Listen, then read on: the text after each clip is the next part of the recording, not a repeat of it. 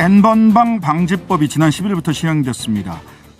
시행되자마자 윤석열 후보, 이준석 국민의힘 당대표가 카톡 검열법이다, 사전 검열이다 라고 하는 이유를 들어 재개정하겠다라고 주장을 하고 있는데요.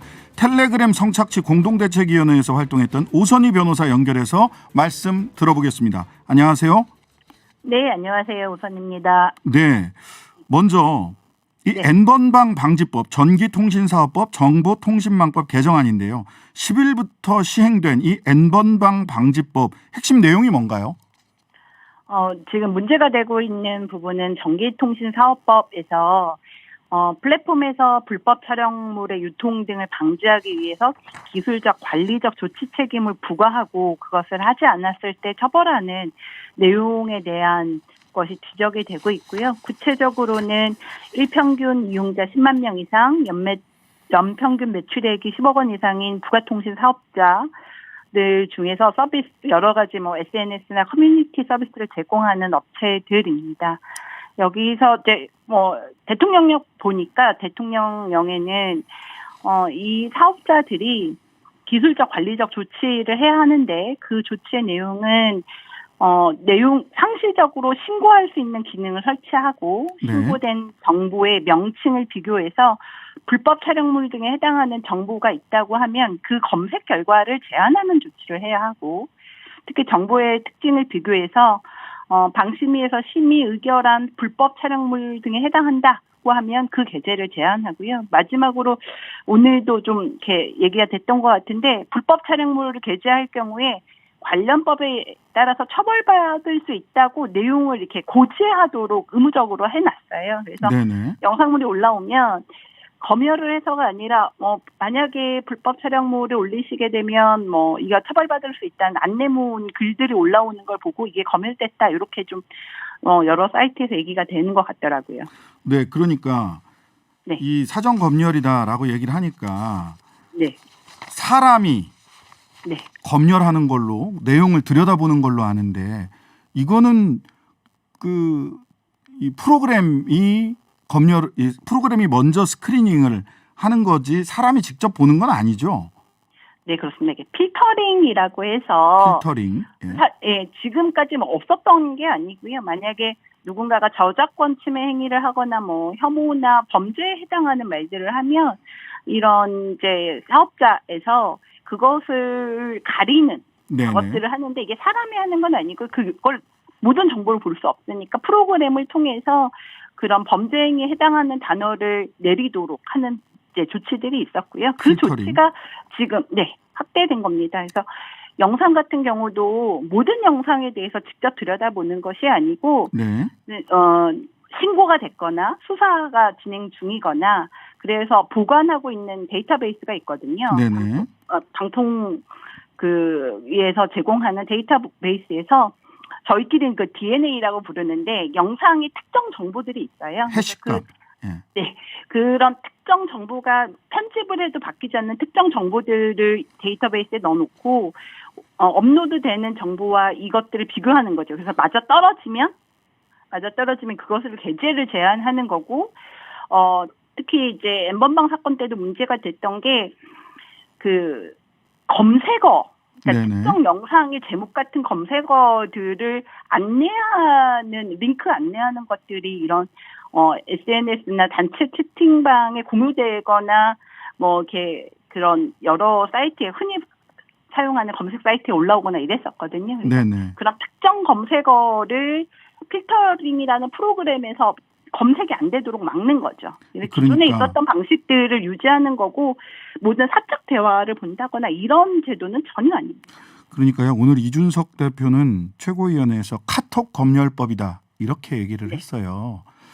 근데 카톡을 검열하는 것도 아니고 그다음에 사람이 검열하는 것도 아니고 프로그램이 필터링을 하는 것이고 그 방법도 불법 촬영물이라고 이미 확인된 것과 동일한 해시값을 가진 동일한 지문을 가진 동영상이 올라오는지를 프로그램이 필터링하는 거잖아요. 그렇죠. 이미 그래서 방통위에서도 그러니까 5월에 이미 다 밝혔는데 헌법상 통신 비밀을 보장받는 사적 대화에 대해서 검열하는 대상도 것이 아니에요. 아니고, 예. 뭐 이메일이나 메모장, 뭐 1대1 개인 대화 이런 걸 검열하는 게 아니라는 점에 대해서는 이미 뭐 반년 전에 밝힌 바가 있습니다. 네. 그래서 카톡 검열법이라는 그 단어는 굉장히 그 어떤 프레임을 형성하기 위한 것이 아닌가라는 추정을 해볼 수밖에 없는데요. 이런 얘기로 이제 하나의 근거는 이 N번방 방지법이 카톡 검열법이다라는 얘기가 하나 있고요. 또 하나는 실효성이 없다. 즉 텔레그램에는 적용이 어렵다. 이 부분은 어떻게 극복해야 되는 극복의 과제로 보이는데 텔레그램에 적용이 없으니 이 법을 재개정하자. 이게 저는 논리적으로 맞는 논리의 전개인지는 잘 모르겠습니다. 이거 어떻게 극복할 수 있나요? 이게 바로 이게 카톡 검열법이 아닌 이유거든요. 텔레그램의 개인 대화를 들여다볼 수가 없잖아요. 네. 그리고 이 카카오톡에서도 개인 대화를 들여다보는 것도 아니고요. 네.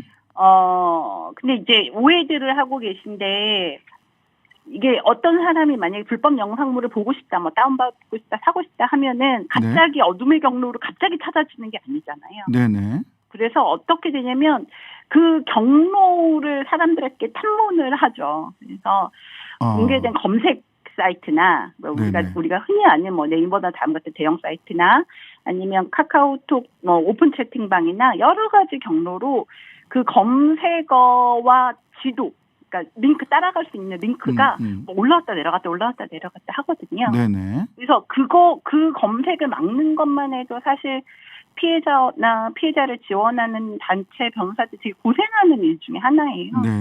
근데 이게 실효성이 없다 그러면 전혀 그거는 말이 되지 않는 말이고 이미 그 링크를 공유해서 찾아가는 방법을 안내하는 도구가 이미 많이 됐었고 네. 실제로 저희가 썸네일이라고 하잖아요. 영상의 특정 영상들, 그러니까 호기심을 일으키는 썸네일 같은 그렇죠. 것들도 기존에 많이 뿌려져 있었어요. 네. 단체 채팅방에. 그래서 따라오게 하는 거죠. 네네. 그 텔레그램 특정 방으로 유도를 하는 이런 역할들을 해왔었거든요. 즉 텔레그램을 직접 그 필터링 할 수는 없지만 텔레그램 그런 방으로 가게 하는 이정표들은 필터링 할 수 있다. 그러면. 예. 그거는 굉장히 의미가 있다고 생각을 하고요. 네. 그리고 또 한 가지 기존의 뭐 외국 사이트나 텔레그램 같은 경우도 법 하나 만든다고 모든 범죄가 없어지지 않습니다. 우리나라는 살인하는 경우에 사형까지 취할 수 있도록 법이 있지만 살인은 늘 일어나잖아요. 그렇죠. 그래서 그러면 이게 살인을 못 막으니까 살인죄를 없애야 되는 것도 아니고요. 네. 이게 똑같은 것처럼 이 법 하나만으로 막을 수가 없고요. 네. 이 법이 그런 안내를 하거나 유혹을 하거나 이런 것들을 막아줄 수 있고 그 이후에 뭐 텔레그램이나 이런 개인적으로 은밀하게 하는 거는 지금 최근에 위장 수사에 관련한 법이 들어왔거든요. 네네. 그 영역에서 할 수 있고요. 또 하나는 외국 사이트 같은 경우도 이런 이제 삭제 요청을 해서 공문을 보내서 삭제하는 활동들을 하고 있습니다. 네. 예, 그렇기 때문에 다양한 방법이 입체적으로 가야 그나마 막을 수 있고 피해의 확산을 줄일 수 있는 것인데.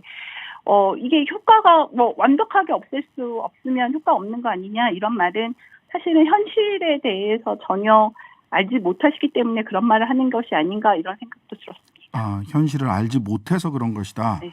근데 지난 5월 20일 날 178명 국회의원 178명 중에 170명이 찬성으로 통과가 됐고 국민의힘 당 의원도 50여 명 찬성표 던졌어요. 뭐 권성동 사무총장, 장제원 의원 이런 분들도 찬성표를 던졌는데 그 시행된 지 10일 날 시행이 됐는데 시행되자마자 오늘 하태경 의원은 이게 그 사전 검열이고 표현의 자유 침해다라고 하면서 국회에서 긴급 토론회까지 했단 말이죠. 왜 하필 지금 그때는 찬성했다가 왜 하필 지금 재개정이 필요하다고 하는지 어떻게 보십니까? 기본적으로 검열 이런 말을 쓰면 이용자들의 심리적 거부감은 있을 수밖에 없거든요. 네. 근데 그 심리적 거부감이 실제로 이 제도가 어떤 방식으로 사람들을 보호할 수 있는지에 대해서 설명을 하는 게 저는 정치인들의 역할이라고 생각을 하는데 그 심리적 거부감을 막 이용하고 불안감을 오히려 조성하고 부채질을 하고 지금 오해하도록 만들어서 네. 오히려 그 심리적 불안감을 확신으로 바꿔주고 그 확신에 기대서 표를 더 받아내려고 하는 것이 아닌가 이런 생각이 듭니다. 이게 이런 걸 근본적으로 왜 나온 법인지에 대해서 생각들을 아무도 하지 않는 거죠. 네. 이런 주장들을 보면 우리 오 변호사님은 N번방 성착취 공동대책위원회에서 활동을 하셨기 때문에 당시 피해자의 입장이나 피해자의 눈으로도 이런 주장에 대한 평가가 가능할 걸로 보이는데요. 피해자들 입장에서 이런 주장 듣게 되면 어떤 생각을 갖게 될까요? 저는 사실 상상도 잘 안 가는데요, 사실. 네, 이게 삭제 지원을 받아도 이제 이 업무를 하시는 분들이 24시간 일하실 수는 없잖아요. 근무 시간에만 하면 피해자는 밤새도록 이것을 찾아다녀야 돼요, 영상들을. 네. 그래서 자기가 알지 못하는 외국 사이트에도 가 있고 누군가는 SNS로 협박 문자를 보내기도 하고 그리고 영상 삭제를 기껏 했더니 이런 대형 검색 사이트에 그 영상에 관련된 이정표가 붙어 검색어는 있고. 계속 올라오고 네. 예, 이정표와 검색어는 올라오고 그래서 피해자가 나의 피해는 내가 죽어도 끝나지 않는다고 막 우신 분들도 있거든요. 네. 정말 죽어도 죽어도 영원히 삭제가 되지 않을 거라는 그 현실이 되게 무섭고 사실 이런 디지털 성범죄에 있어서는 애초에 올라가지 않게 하는 것이 피해 결과를 완전히 좌우하기 때문에 네. 이 필터링이 진짜 대화 하나하나를 하는 것이라고 하면 저도 너무 명백하게 반대할 거예요. 그건 말이 안 되는 말이고요. 네. 다만 이게 이 영상 정보와 금지 단어들만 프로그램에 의해서 걸러지는 것뿐이고 기존에도 계속 해왔던 네. 작업이라는 것을 생각하신다면 좀 안심하셨으면 좋겠습니다. 네. 지금까지 텔레그램 성착취 공동대책위원회 공동변호인단으로 활동하신 오선희 변호사님이었습니다. 감사합니다. 네, 감사합니다.